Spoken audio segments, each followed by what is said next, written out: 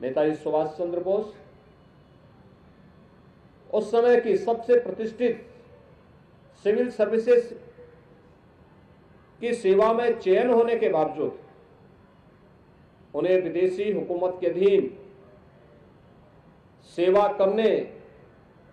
में परहेज था, इसलिए उन्होंने नौकरी छोड़ी। भारत माता की स्वाधीनता के लिए उन्होंने अपनी नौकरी को तिलांजलि दी। यही नहीं, वह एक ऐसा कालखंड था जब साधन के अभाव थे,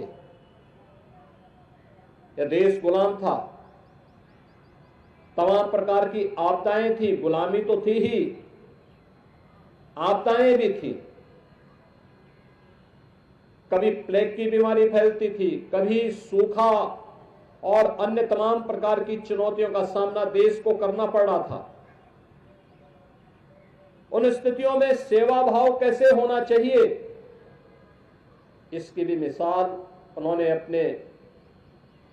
उस समय के युवाओं की टीम के साथ मिलकर के बंगाल और देश के अन्य तमाम क्षेत्रों में जाकर के उस प्रकार के अभियान के साथ जुड़ करके युवाओं के लिए एक नई प्रेरणा अपने संवेदना के माध्यम से भरने का कार्य किया। और जब विदेशी हुकूमत से देश को स्वाधीनता कराने की बात आई तो उस पूरे आंदोलन में बढ़ चढ़ करके भाग लेकर के कौन व्यक्ति साथ है कौन नहीं है इसकी चिंता किए बगैर उन्होंने इस पूरे आंदोलन को नेतृत्व प्रदान किया। आज यही कारण है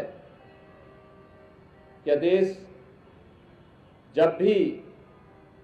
युवा पखवाड़ा मनाने की बात करता है तो स्वामी विवेकानंद की पावन जयंती से लेकर के नेताजी सुभाष चंद्र बोस की पावन जयंती तक इस पूरे कार्यक्रम के साथ जुड़ करके युवाओं को एक नई प्रेरणा इससे प्राप्त हो, वे राष्ट्र धर्म के लिए अपने आप को समर्पित भाव के साथ जो चुनौतियां हमारे सामने हैं, जाति की,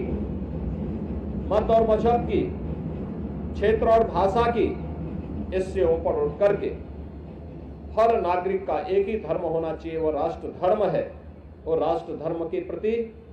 पूरे समर्पण भाव के साथ कार्य करने की प्रेरणा नेताजी सुभाष चंद्र बोस का महान व्यक्तित्व हम सबको प्रदान करता है।